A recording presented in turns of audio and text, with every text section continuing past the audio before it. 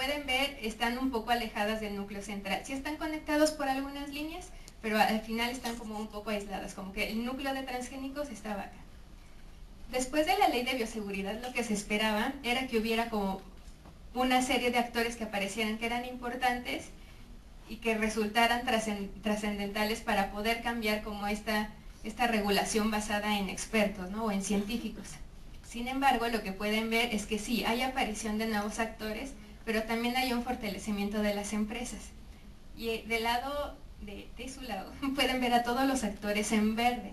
En verde puse a las organizaciones no gubernamentales, que si no hubiese sido por la denuncia de todas estas ONGs, toda esta cuestión de rescate del maíz y de que saliera a la luz lo de los transgénicos hubiera sido como imposible de defender. No nos hubiéramos enterado como sociedad. Y ahora lo que les voy a enseñar es la animación para que veamos un poco cómo fueron cambiando a través del tiempo estos actores y ver si en realidad se incorporaron nuevos actores a la red o simple y sencillamente cambió la estructura. Podemos ver cómo a lo largo de los años la red iba aumentando en cuanto a actores. Sin embargo, los cambios solamente eran un cambio aparente de la estructura, porque el núcleo central, lo pueden ver en azul con Monsanto, lo único que hacía era fortalecerse. A pesar de que había una regulación con la ley de bioseguridad, los actores seguían siendo los mismos. Y lo que finalmente se quería con la ley de bioseguridad es que participaran actores que no habían sido considerados en el proceso. Sin embargo, lo único que se generó fue que quedaran actores aislados, es decir, presentes en la esfera pública, pero ausentes en lo que sería gestionar la ley de bioseguridad. Es un poco como decirles, a ver, los invito a participar, pero no entren, desde el patio ven mi fiesta. Es un poco eso. Entonces, lo que pasaba con las organizaciones no gubernamentales es que estaban presentes, existían, pero no tenían ninguna incidencia real. Y como pueden ver, las empresas fueron las que mejor se organizaron y las que más lazos han tenido. Entonces, la pregunta aquí era, ¿y cómo le hago para yo poder participar? Porque claro, cuando empezó la regulación de la ley de bioseguridad, el gobierno invitó pues a toda la sociedad a decirles, bueno, pues participen, si tienen alguna idea, díganoslas y pues podemos ponernos de acuerdo.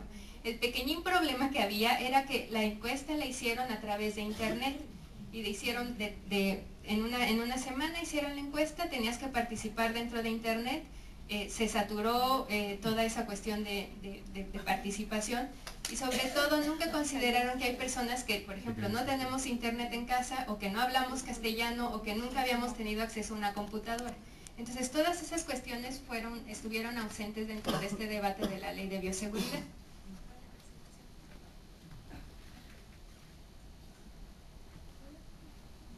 Entonces, lo que estuvimos analizando un poco también fue identificar esos actores dentro de los diferentes procesos de la ley de bioseguridad. Entonces, lo que teníamos primero es que los desarrolladores de los organismos genéticamente modificados, es decir, todos estos expertos científicos, formaban un núcleo muy sólido.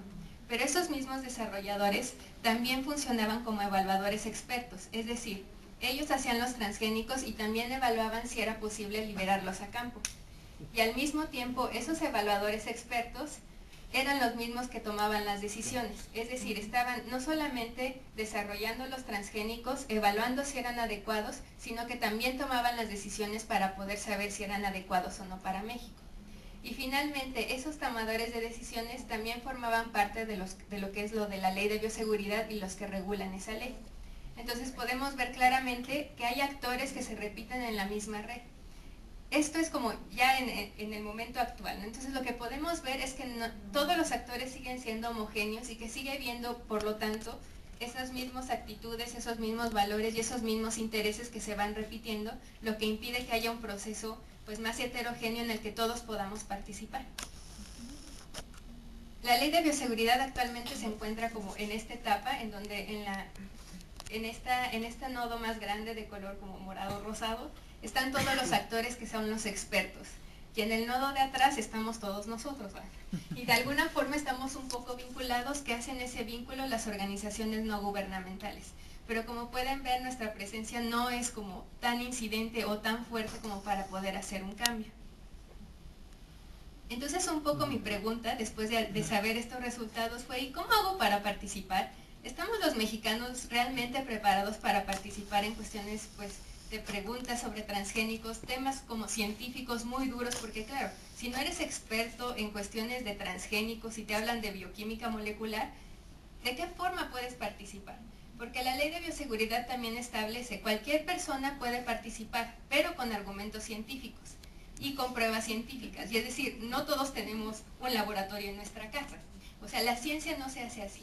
Entonces, bajo estas preguntas yo decía, ¿qué puedo hacer para ver si los mexicanos estamos preparados para participar? ¿Y a quién le pregunto? Porque lo clásico es que te dicen, pues pregúntale a los expertos. Y yo ya no quería ir con los expertos. Entonces lo que hice fue ir con niños. Visité cerca de 21 estados de la República haciendo un taller que le llamé Mi Maíz. La idea de Mi Maíz es que era un poco personalizarlo, porque así como hay diferentes variedades de maíz, pues hay como un maíz que me gusta a mí, tanto de platillo como de color. Entonces fui por muchas escuelas preguntando qué era lo que pensaban acerca del maíz. Y los chicos pues me contestaron genial, mejor que los expertos, y estos son un poco los resultados para ver si podían participar. Primero que nada les hice la pregunta, ¿de dónde viene el maíz y las tortillas? Y es una pregunta que ustedes dirán, pues qué fácil de contestar, porque claro, como mexicanos lo sabemos. El problema es que como mexicanos no reflexionamos acerca de eso, porque es algo que tenemos tan nuestro y tan diariamente comemos maíz y tortillas que a veces no hacemos ese proceso reflexivo. Es importante también señalar que visité escuelas urbanas, rurales y suburbanas, tanto públicas como privadas, para ver qué diferencias encontraba yo con ellos. Entonces les pedí a los niños, oigan, ayúdenme, tengo que ir con mis amigos de Alemania que no saben lo que es el maíz. Porque cuando yo les platicaba eso a los niños se emocionaban así de, ¿dónde queda Alemania? Primero, ¿no? Y después, ¿y por qué no saben qué es el maíz? Entonces, ¿qué comen? Entonces, esas preguntas empezaron a motivar una discusión muy bonita con los estudiantes y me ayudaron mucho a explicarles a mis amigos de dónde venía el maíz y las tortillas. Porque otro punto importante es considerar que el maíz es muy mexicano, o sea, tan mexicano que en otros países no se consume. Si tú preguntas en Estados Unidos acerca del maíz, te dirán, pues para los puercos, ¿no? Como en Alemania también, o es para biocombustible. Porque yo una vez había visto un cultivo y dije, ¿me regalas un elote? Primero explicar que era un elote, ¿no? Y después que me explicaran que era para biocombustible y ese no me lo podía comer. Y yo así, disculpe usted, solo era un antojo. Entonces empecé a preguntar cómo veían los niños de dónde venía el maíz y las tortillas. Y básicamente los resultados fueron estos. Por ejemplo, en una escuela privada en la Ciudad de México, ella se llama Annie.